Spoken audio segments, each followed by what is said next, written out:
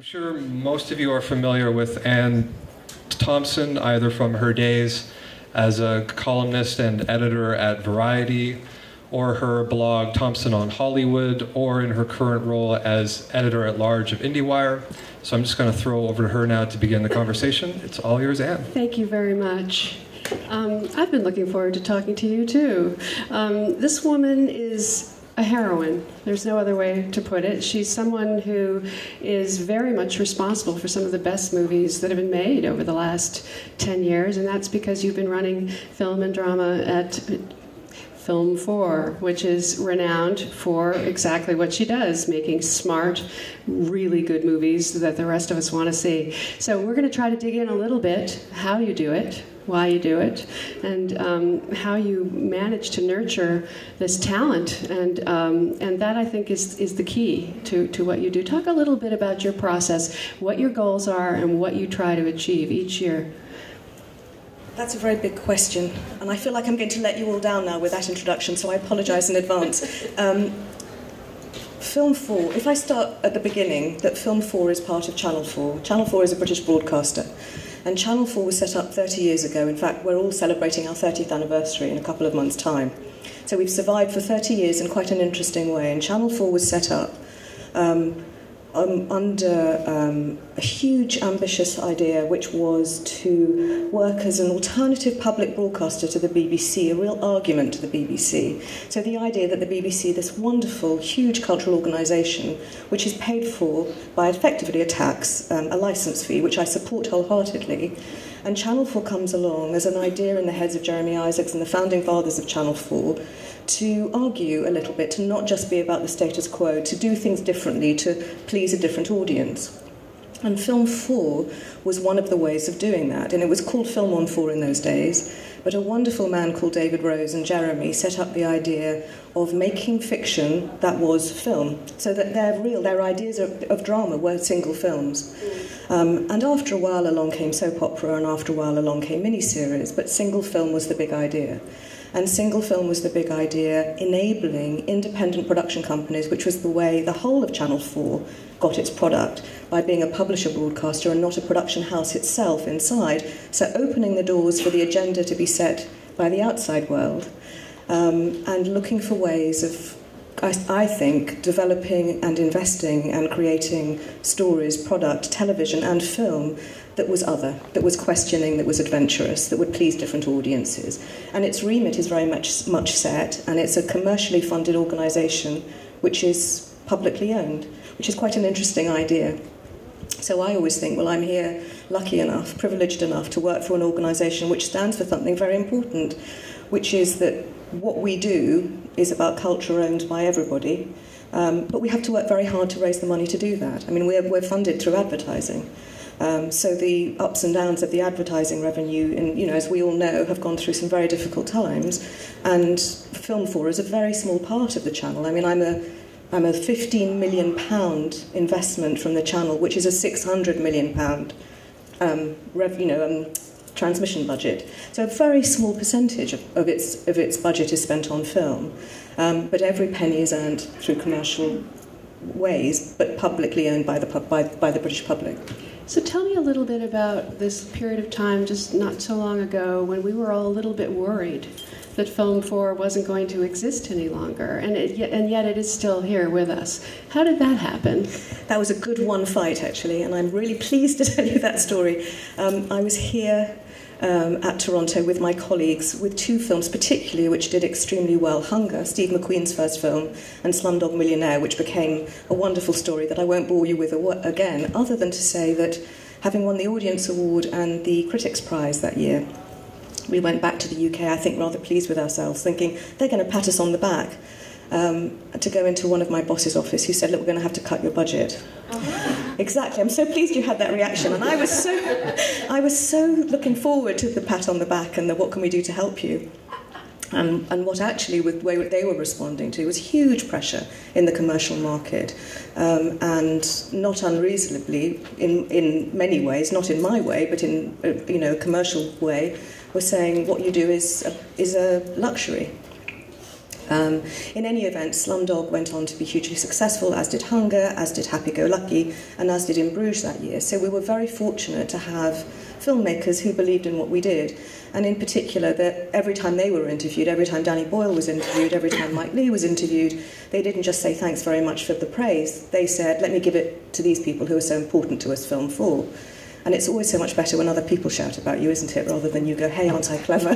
Because I'm not very good at that either. And having those filmmakers say, this place matters to us, and having Slumdog have that huge commercial success meant when the House of Lords did its own review into the British film industry, I was invited to go and talk along with one of my colleagues about how we'd done it.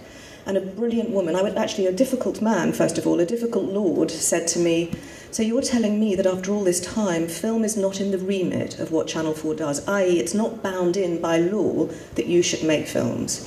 And this wonderful woman, and in fact a woman who had run the National Theatre as an administrator at some point in her career, said, would it actually be helpful to you if film was in your remit, i.e. that it was bound by law that you deliver film? And I said, yes, you ask a brilliant question, thank you so much. And that became a very clear purpose for us to get it written into the remit. And so now, although film has been part, as I say, of Channel 4's DNA for the last 30 years, now Channel 4 has to make film. And although every year we have good films and films that work less well, or films that we love that don't deliver, or whatever it is, the truth is the place is safe in a way it never has been, because the channel is bound to make original British film, and that's particularly good. So the crisis was a good one in a way. How many films a year do you do on a given year?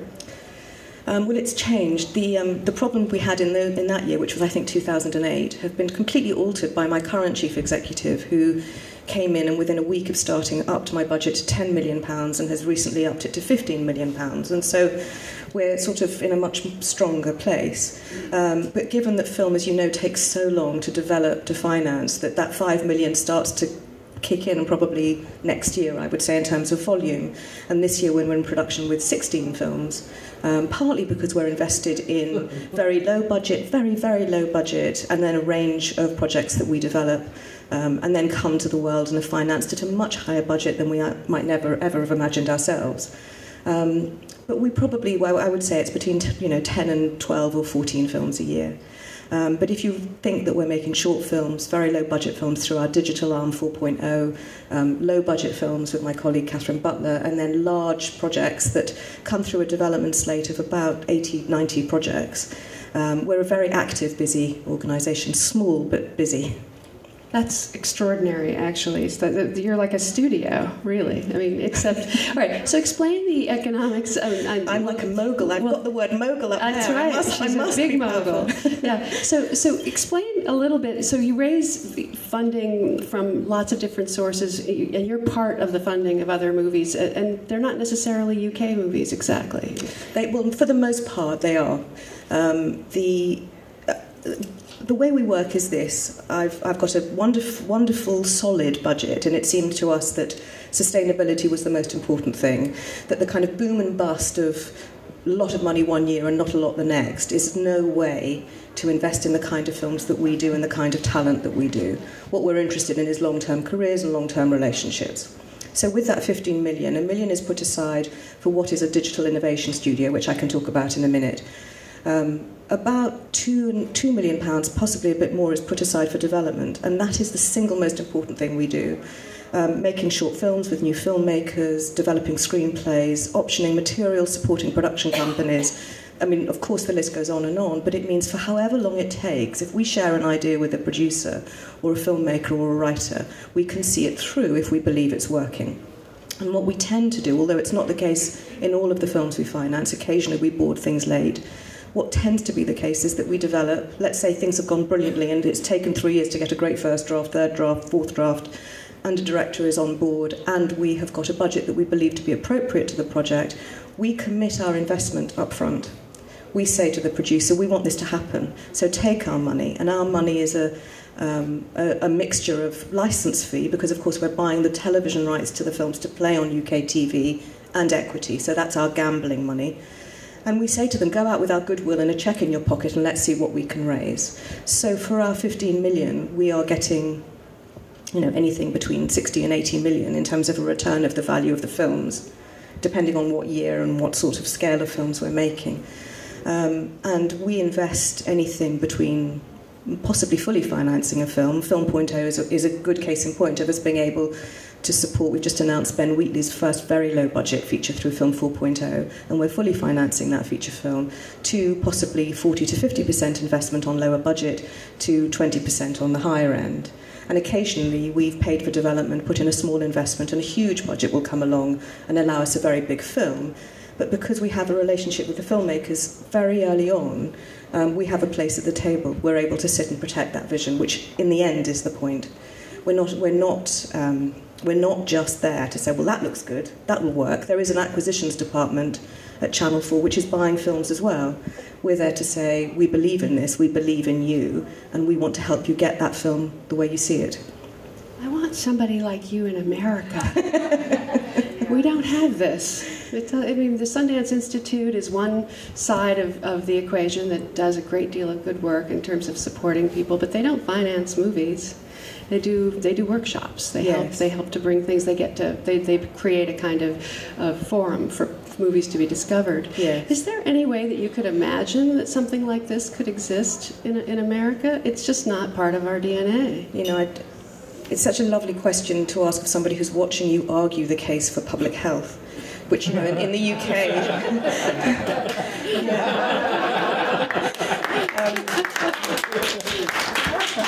I believe in it. I believe in the NHS. I believe in free, good schooling. I believe in culture for everybody. I believe that we should be supporting talent as importantly as we should be people who make money. And the truth is that... So, thank you. I'm not running a political party, but I couldn't do the job if I didn't, because in the end, if the bottom line for us were money, I couldn't do it the way I do. Yeah. But the only way you get what Channel 4 is and what the BBC is because people believe there's something more important, that there's risk, and risk can deliver the most exciting results. And often the biggest risk, as we know from science. The interesting thing is listening to scientists talk about where the real blue sky thinking happens. And the real blue sky thinking doesn't necessarily happen in the big farmers. It happens outside. It happens through state intervention. Well, we're a little bit of that. And the belief that great state intervention can somehow create the opportunity for talent that looks risky, looks difficult, looks awkward, isn't what the mainstream is asking, is fundamental to the movement forward of culture. So, well, let's talk about that. Let's talk about some of the talent that you've nurtured and developed over the years, and how you got to arrive at this position that you're in now. How did you prove yourself a little bit? I think in truth I have no plan other than that I'm excited by very talented people or by clever people. And the decision that I wasn't that, the decision that I was good at recognising clever people rather than being one, meant that I don't mean that in a disingenuous way, but I mean is that if you want to write and you want to make films, and I started out as somebody who thought I would direct plays, but I soon realised that what I loved doing was enabling the voices of people, the voices of those writers, and that I was somebody who liked interpreting and supporting more than anything.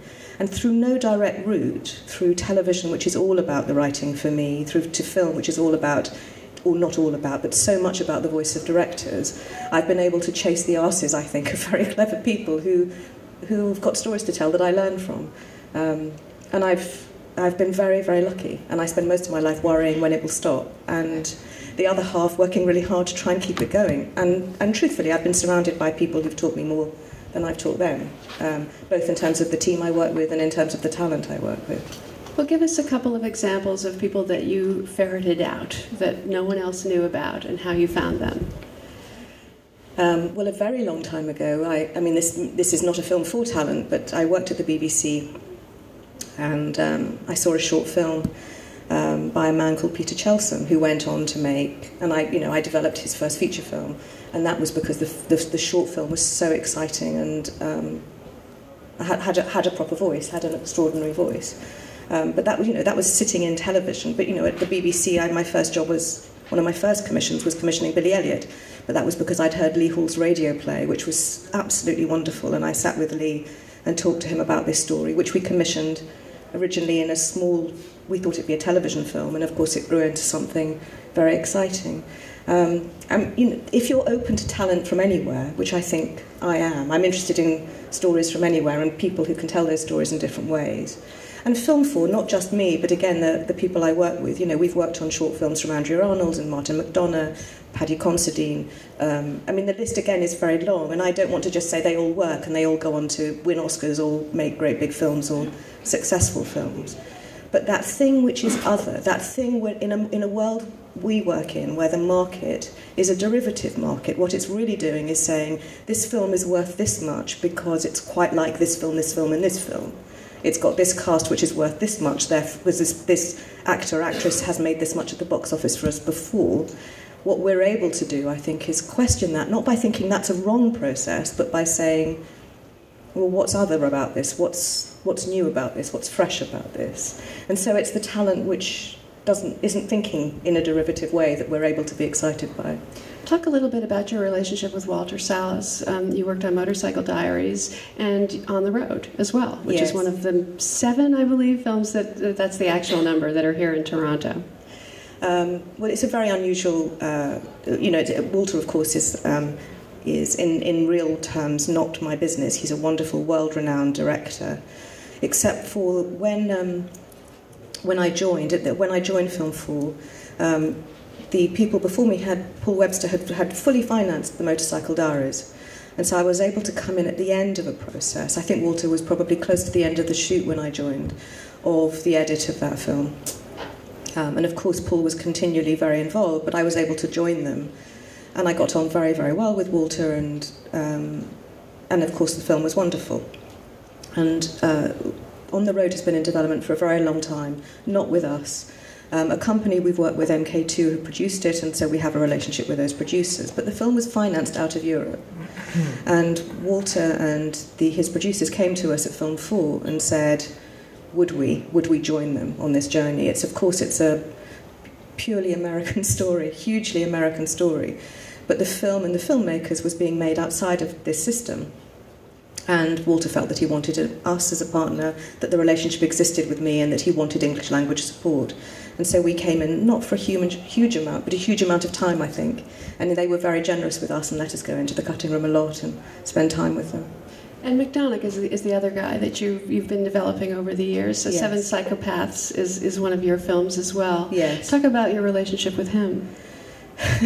Well, he's wonderful. We made Martin's first short film, which went on to win an Oscar, and then we made In Bruges in 2008. And it's very hard to say that I have an effect other than that I'm very supportive of him, and it's a great privilege. He's an incredibly clever, idiosyncratic, soulful, funny, irreverent writer.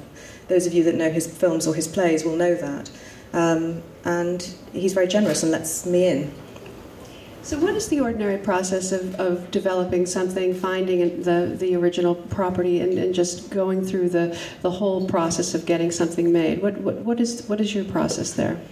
The range is so huge, given that we're working with filmmakers who are writing and directing their own work, to novels brought to us by producers, sometimes writers, that we're able to get engaged at any point in the process, really. But I suppose because our remit is that adventurous questioning one, where we're saying, is this story different? Is this looking at a piece of history or a moment in time, or a story in a way that is resonant for a contemporary audience? I'm particularly concerned, and we all are, with the idea that our films should speak to an audience now, and that they should be pushing further. So the idea that things are either experimental or that there is a twist and a question on the genre beyond something that's happened before. And actually, we ask the question a lot of the time of films, which always sounds terribly insider, is this truly a film for film? Not because we don't love other films, we do, and we're often not jealous, that sounds wrong, but envious of the possibility of some of the films we wouldn't be the right influence on. But when you come with your money, which we do, the questions that we ask, which are, is this doing something more? Is this doing something different? Is this asking a question in a different way? Can be the wrong influence on a project. You have to know when you're pushing and pulling on a project can be the wrong challenge. But we are then very involved. So from draft to draft to draft to, in I hope, a supportive way, in the way that you build a home for talent which is safe enough to be able to have the argument. That's what we do. Now, your responsibility is very much to get the movies made, but the world that we live in is challenging, to say the least, right now in terms of getting the movies seen. What is your sense of the difficulties out there in the world right now, both in the UK and in North America? I honestly don't think I'm the best person to talk broadly or even in detail about distribution and marketing and all the issues around the scale of films that can or cannot get to market. What I can talk about a little bit, I think, is the engagement we've had at the very low budget end. Often the bigger budget films, we are engaged with distributors very early on. So we're already talking to those people that will talk to market at a film's financing stage. The small films, the films that we would make on our own or make with partners that wouldn't necessarily be distribution partners, are things that we're concerned about. You know, the discovery of new talent, not sitting there and being wonderful but not being able to be seen by anybody because nobody will put the marketing budget behind it. And so a little while ago we agreed that what we would do is put some money aside for something called Film 4.0. And Film 4.0 was an idea which is still in the what are the questions we need to ask rather than what are the answers we've got stage, but it was £1 million of investment for us to find talent online, new talent that probably wasn't coming to us in written form, didn't have the normal processes, but might think about posting something on the internet as one way of reaching that talent. Secondly, that we would find new ways of making films, that we would find new methods of, and probably production processes which would allow us to make much lower budget films. And thirdly, to make sure that all of this was engaged, that we would be able to talk to our audience. And the talking to the audience bit of it, given that we're a broadcaster, given that we have a .com, an online space, means that we might have some answers. And what we've done so far is we've launched a competition called Scene Stealers, which was hugely well entered, and we've had the winners announced, but was a way of people picking their favourite scenes from old Film 4 films from the last 30 years and remaking them, and we found some rather wonderful pieces of work. The second has been Ben Wheatley's low-budget film, which we just announced, A Field in England, which is going to be fully financed by 4.0, and what I hope will be part of that process will be the engagement with an audience of how some of that has been made, so that we're not just doing it, we're sort of trying to share with the industry the things we've learned that do and don't work in the process. And is Netflix making a difference in the UK? Well, both Netflix and Love Film have come into the UK market, and actually it's been a very interesting, I mean, for distributors particularly, and again you should ask them more, but what it's done is it's been an injection of money into the industry, which I think for the distributors has replaced the DVD market, and their concerns about that. What it means for us as broadcasters is the sharing of a space, which we are working out with distributors in the UK, given that as a broadcaster, the small screen where people are consuming so much of their film is also where they're consuming it on VOD. And so we're in conversation with how we will continue that relationship. One of the things that you've done is last a full 10 years almost at this. Does that mean company. It's finished? No, and I wondered, as a successful woman, how you work your wiles and how you function in this industry that is truly dominated by men. I mean, I do think this is a day's session, one day. But I mean, there are two ways of answering that question. One is, and they're both honest. One is that I feel as a woman, I can only be good if I'm all of myself, all of the time. I'm a mother, I'm a wife, I love my work. I want to be everything all the time. I've not hidden any bit of it from my children or my children from any bit of it, if that makes any sense. And that when you're in a creative industry, the more true to yourself you are, the better you probably are. At the same time, I deal with a lot of very competitive men a lot of the time. I'm sure all of you do. And in truth, I'm sure I've adapted to make it less difficult for them. What do you think are the... We all have. Yeah. We all have. To make it less difficult for them. That means... Well, I'm truly... I mean, it's wonderful to sit here and talk to all of you, but I'm truly not interested in being visible or taking credit. I mean, it's lovely when it happens. Chasing you for years, apparently. Yeah, but no, of course it's lovely, and it's lovely when people say you've done good work. But the truth is, I don't do it on my own. I do it with a load of other people, and I do it because I'm in a job, and the job is what is important. That it should be protected as a place to hand down is, in the end, what matters. So I don't walk around with this huge ego saying me, me. However, success does bring its own problems with successful men. It definitely does as a woman. And I'm sure that that's why I say it's a day's session. I mean, just in terms of the structure of organisations and the language of organisations and how people talk and how they present and the way people make deals. All of it is not how I would do it. On the other hand, I would very much like to protect it for the things I care about, and I'm very happy to engage to do that. So long as the fight isn't about me, but is about other things that matter, I'm okay. But does it mean, not to press you further, does it mean just being able to not be threatening? Is that part of it? Yes. I think of course it's part of it. But if you boil down why you're doing it, which I think in the end is the bit that's most helpful, the survival bit, the thing that matters most to me is that it's about other people's work. I remember when I commissioned, sorry to interrupt you, when I commissioned Ken Loach's film at Channel 4 as a television film, and my boss said to me, "This won't do your career any good." And I said, "Look, it isn't about my career, it's about his career." I do believe that. You know, I'm only there supporting talent with money related to an organisation in order for that organisation to do the things I believe it's there to do.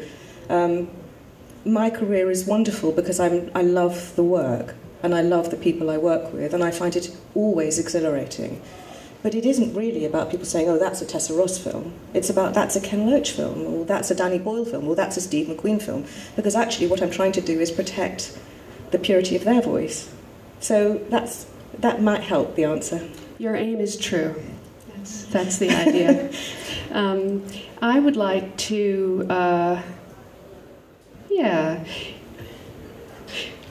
if you had advice for other producers that you would like to see, practices that you would like to see creative producers employing more often to their own benefit, what would that be? Something that you've observed that sometimes does work or sometimes doesn't work. Again, I suspect it's very true to the kind of films Film 4 makes.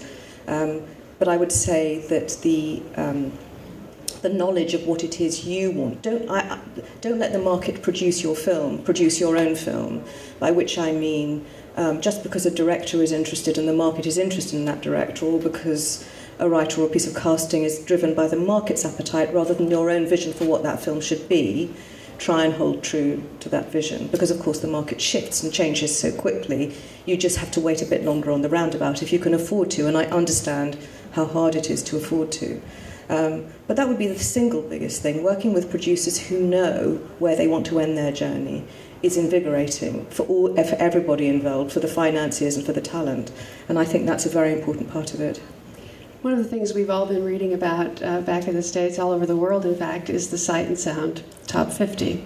And one of the big debates, Citizen Kane, number one, I'm sorry, but okay. So one of the things that came out of that is the whole question of the women directors. Yeah. And you know, the question of how so many festivals around the world are dominated by male programmers, the idea that many film critics are male. There are all these things that sort of seem to go against the potential for many women film directors to somehow reach this critical mass that male filmmakers reach over time. Do you have an answer to why this is, and what could be done to help create more awareness and attention for the best films that women make? I think you've answered a lot of it just in your question, which is that I mean, apart from the pure practicalities of the stamina and in a way, dedication to a life outside of home, outside of where you live to make your films. And again, the sort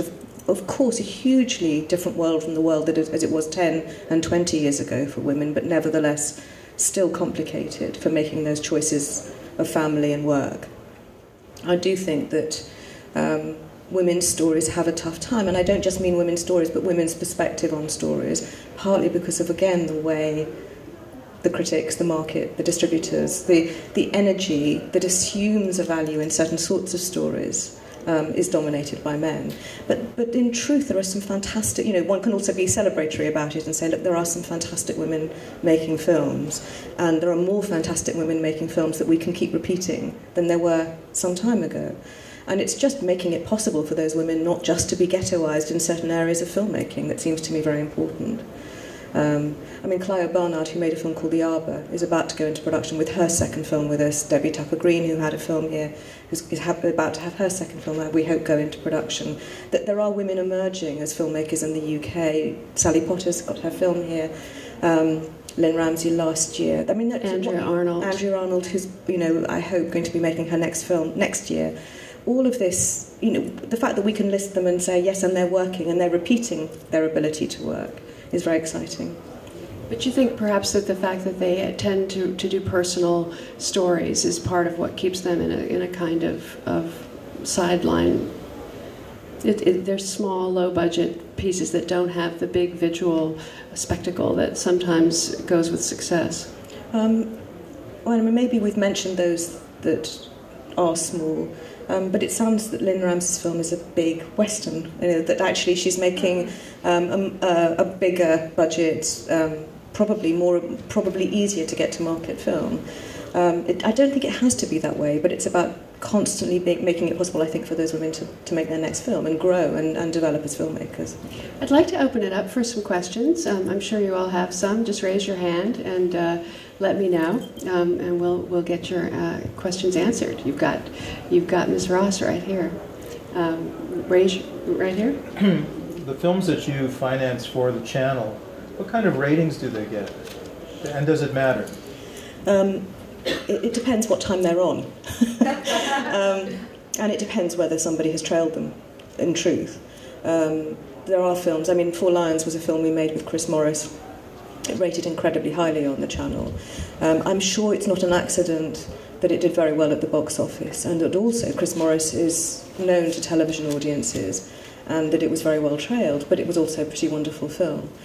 Other films probably rate at 11 o'clock at night, still are rating 1 million viewers, which is pretty good for us at that time of night. But we don't have a regular slot for our films, and we're not. I'm not in control of when those films are shown. What mattered, I think, probably most was that the channel was saying, when can we have that film? That they were sort of begging to use our films to support the schedule. And that started to happen over the last 5 years, where we've been able to bring films forward and either take them out of a pay window, films like Nowhere Boy or The Iron Lady, which will be coming up soon, or In-Betweeners, or Slumdog, the bigger films which the channel would say to me, can we have them early?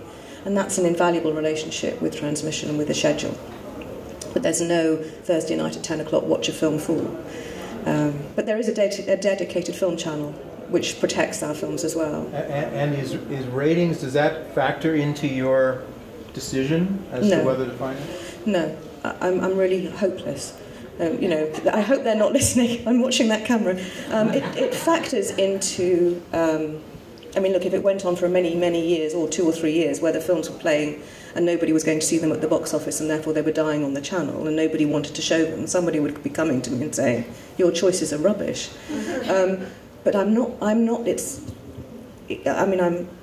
asking at the front of the process, where do I think this will end up with the audience? What time will it play? What I'm trying to do, I think, is understand what the film is, and therefore what the value of the film is and what the price of the film should be, and how we can make it in the best possible way to protect it and the filmmaker's visions of it.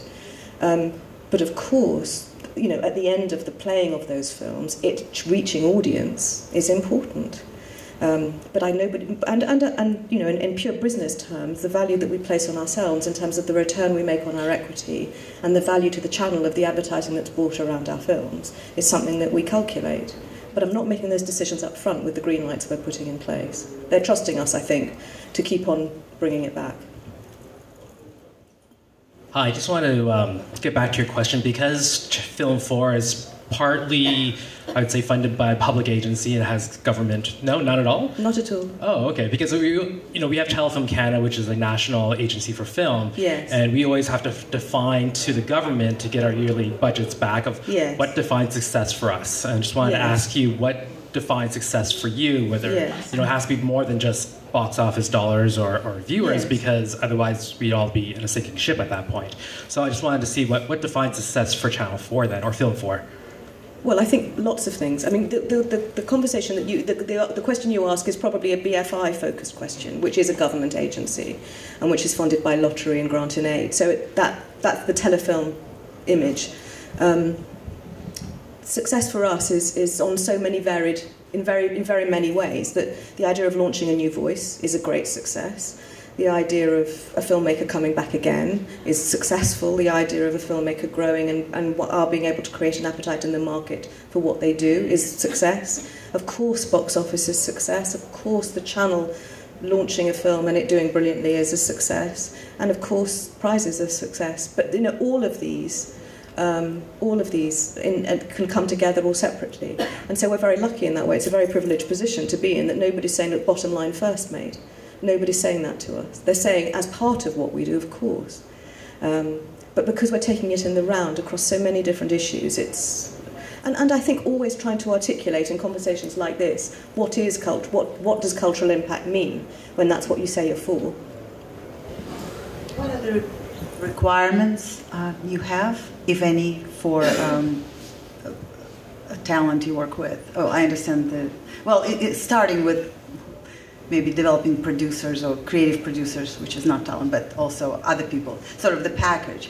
If some outsider approaches you, let's say a person from the United States, with a story which is rather international and maybe fits, the story which I would could be developed anywhere. The truth is we're not the place for something that comes from the States. Mostly we're not. Mostly we're the place which is speaking at home to people at home about stories not necessarily set at home. Well, Slumdog Millionaire.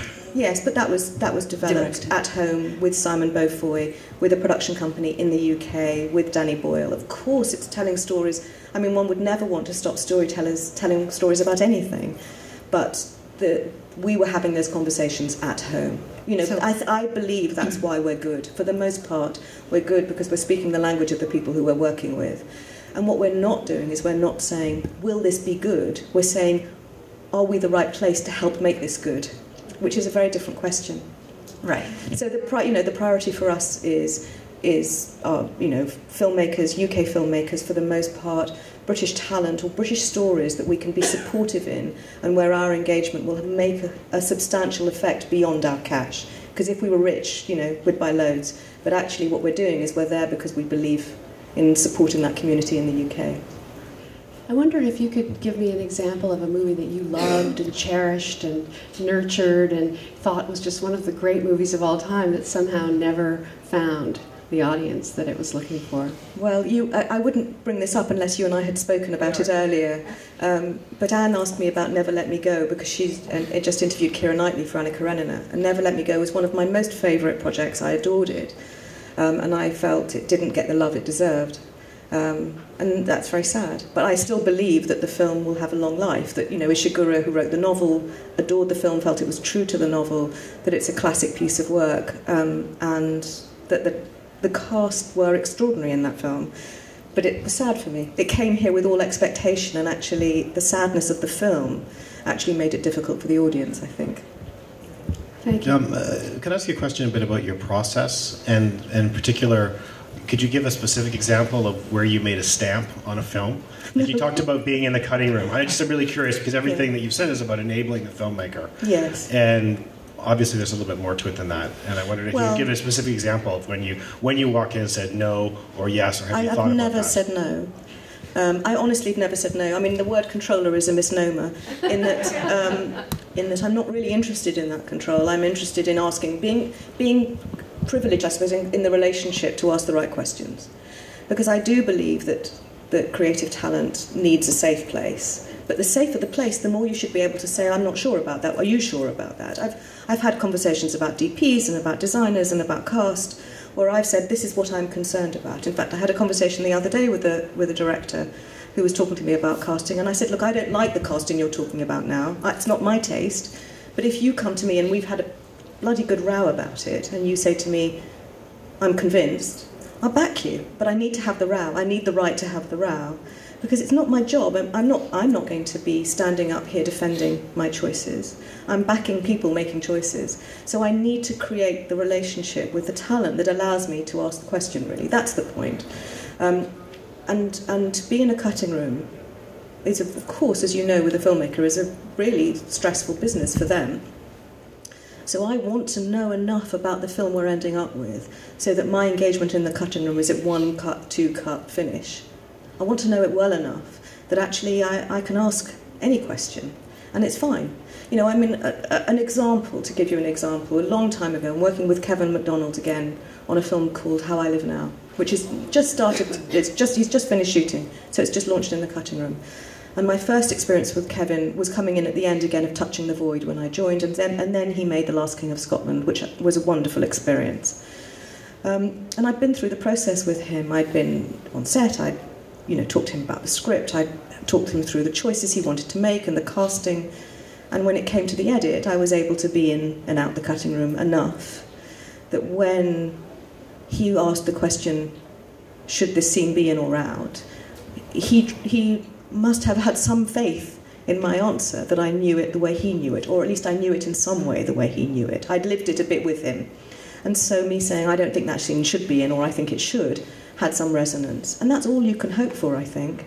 I learnt, when David Rose ran Film Fall, I was working at British Screen, which was the government agency before it became the Film Council, before it became the BFI. And I was head of development there. And I watched David in the cutting room on Peter Chelson's film, Hear My Song. They let me in because I'd started the development of the project at the BBC. The world is very small in the UK. And I remember there being a scene with a cow and a well. I wish I could remember the scene better. I feel too old to remember it. But I remember David saying to Peter, I'm not sure that scene fits. And Peter saying, it'll be the scene that everybody remembers. It's the funniest scene. It'll be the scene that works. And David and he talked about it for a while. I was very quiet. I was very in awe. And David said, look, it's your film. And you'll make the right choice. I just needed to tell you what I think. And that honestly is the best lesson I've ever had. Watching a wise and clever and absolutely wonderful man who was respected beyond, I think, any, in my career, anybody in the kind of public service end of film, know what he thought and ask a very decent question in a very decent way. I think that's the best you can do. Has anyone else got the mic now? Pass it to this person here. No. Right here, up above, in gray. 3rd row.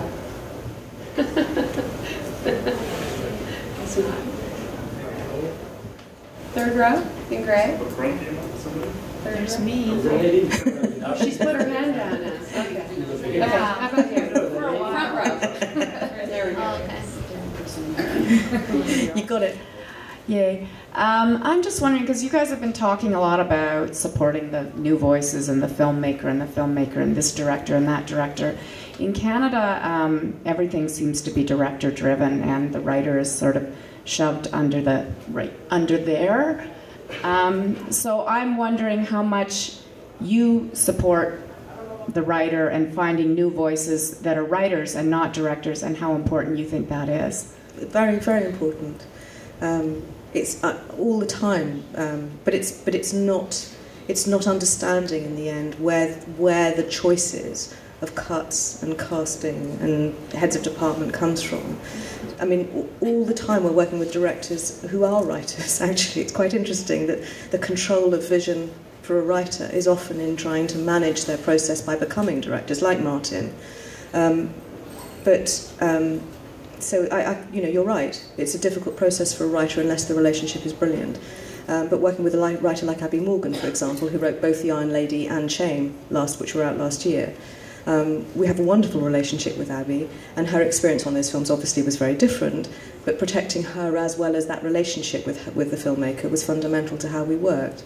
But she knows And we know that what ends up on the cutting room floor and what perspective a scene is shot from and who's in it and how it's spoken is in the end not her choice. So that's why I talk about filmmakers. Right. I guess I'm referring as much, not so much as I'm referring as much to the sort of the nurturing new talent. Yes, well, as Channel 4, as a drama department, we nurture writers hugely, and as a huge part, because that relationship is so symbiotic and very close, and we're moving people from one bit of the output, from film to drama and back again. We're very, very engaged in the process of developing and nurturing writers. Any other questions? Well, okay, here we have, right here on the aisle. Hi, I was wondering, do you commission films, and if so, what is the process, where do the ideas come from, and if you can talk about it more. Do we commission films? Yes, that's what we do. We develop and invest in films, so we don't buy finished films, if that's what you're asking. We don't purchase films. There's a separate department that is an acquisition department. But everything from developing, financing, and executive producing is, in a way, the commissioning of films. We just don't fully finance them, other than in very exceptional circumstances. Talk a little bit about how you found Steve McQueen. Oh, well, I can't take credit for that. Given that I work in a channel that is a group of commissioning editors amongst many other things, but one of the most important creative parts of it is a group of commissioning editors. We have an arts department, and the then head of arts, a woman called Jan Younghusband, had been talking to Steve about making a full narrative film. Obviously, a lot of his work had been on video, and she started to develop an idea with him and then brought it into Film 4, where we started to develop Hunger. So it started from an enthusiasm inside the channel, which of course is hugely beneficial to me, that I have commissioning editors who are heads of documentary or arts or history or comedy. The in-betweeners came from the comedy department, who then can work with the film team and develop talent into film as well. So you went on to do Shame with him, and now 12 Years a Slave is going to be coming up. What can we expect from that? Give us a little detail. I cannot wait to see this movie. And again, I'm a very small part of that film, so I don't want to speak out of turn, but all I can say is that he has grown into that massive, ambitious film effortlessly. He is an exceptional talent. All right. We can have the mic here on the aisle, right up at the front. Thank you. You had mentioned about acquisitions. Would you know what percentage they would acquire outside of England? Well, a lot of their purchases are out of the US, so they're buying packages from the studios as well, but I don't know exactly what the percentages are, and most of it is English language. Melanie? Is it on? Oh.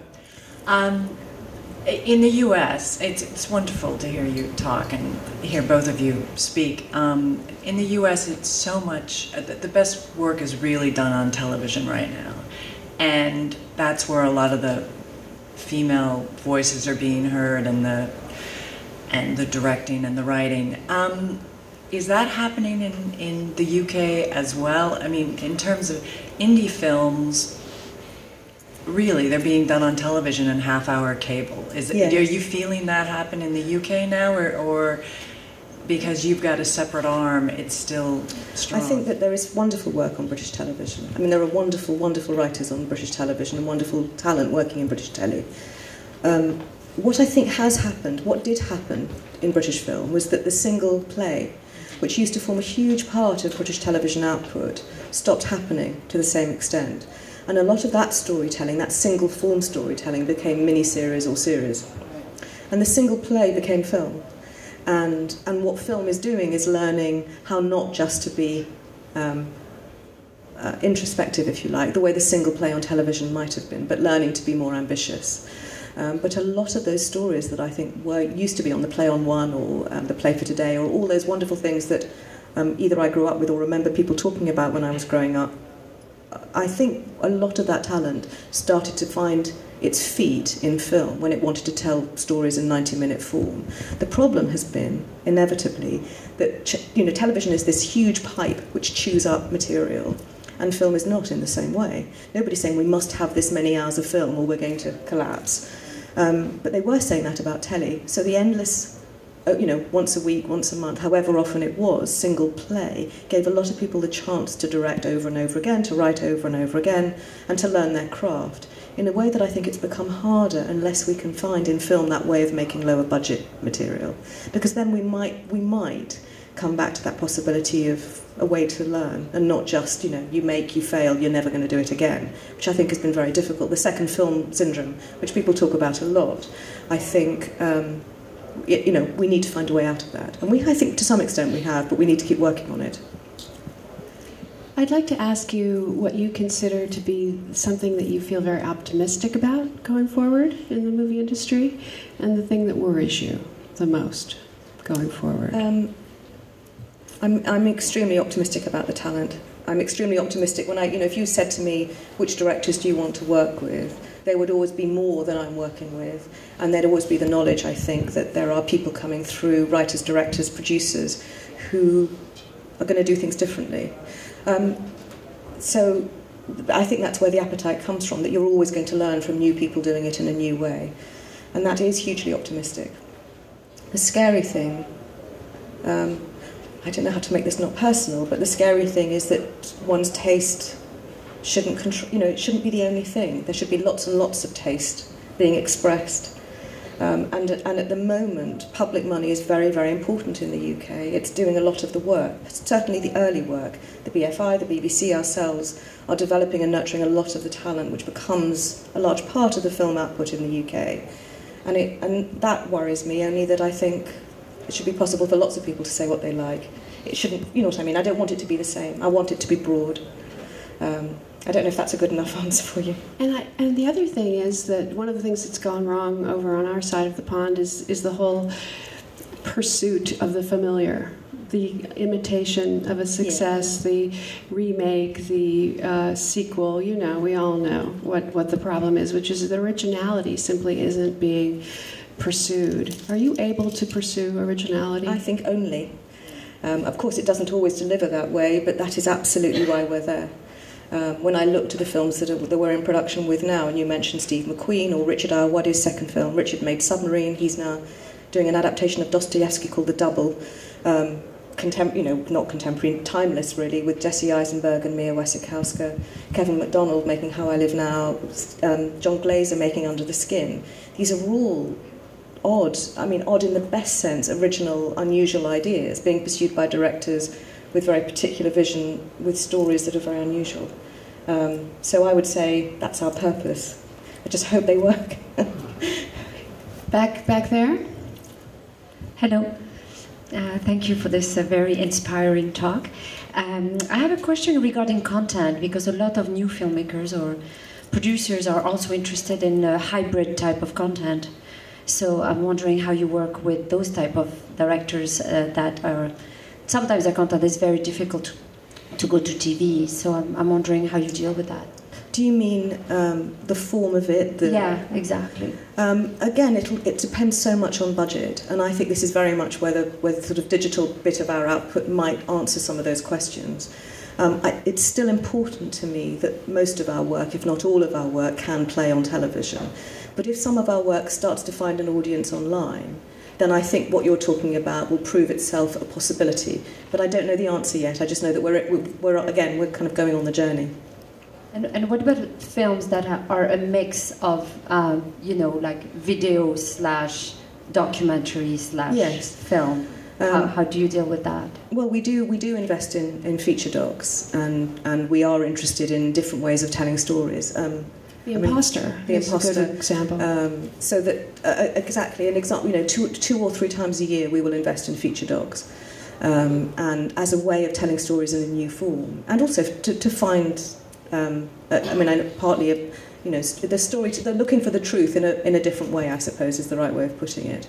And those budgets become very different. And again, we're working with the channel quite closely, assuming and hoping that there will be a slot and a home for our films on their channel. So it's rare at the moment that we're not engaged in some way of being able to show those films on television. Okay, thank you. Last question, right there. Me? Yep. Yes, first of all, thank you very much for speaking to us and with us today. You can tell by the number of people who are here and not in a cinema the enormous admiration we have for Film 4 and Channel 4.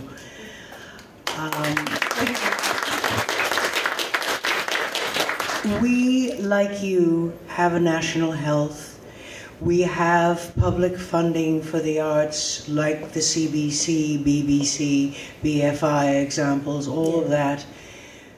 It's supposed to be arm's length, but our government is very controlling, our current government, and has developed a shorter and shorter arm. And it has led to a lot of arts cuts. Basically, the principle being they don't vote for us, so we're not going to fuss very much with them being us. And I am wondering if there is quite simply a way to access, and this is boring stuff, but they like boring stuff in our current government. If there is a book or booklet that shows the figures, the success figures for your, excuse the word, product, which will get their attention because we are a sector that makes far more money than it takes from the government. Yes. But the government wants to be America light and it doesn't like us very much. So it would be terrific to know how one can get that nuts and bolts information about monies earned at Film 4 and Channel 4 to our government. I wouldn't. I mean, we don't publish. I'm not saying I wouldn't share it with you, but I think your best route would be through the BFI, who publish a yearbook, which is hugely valuable and will give you statistic after statistic of what's been created by public investment in film. And that's I'm sure somebody at Telefilm has got that book, but it is a very valuable source. And the other thing is that you have to talk that language, and you have to be happy to talk that language, because in the end, not everybody works in the same sector or believes in the same policy. But if what we're trying to do is protect a creative industry with politicians who actually can only work with figures, we have to deal in figures, and we have to not mind doing so. So I'd start with the BFI yearbook. Thank you very much. I want to say to you that I too am incredibly inspired by you, and I hope we can all take a little bit of Tessa Ross away with us. Thank you so much. Thank you.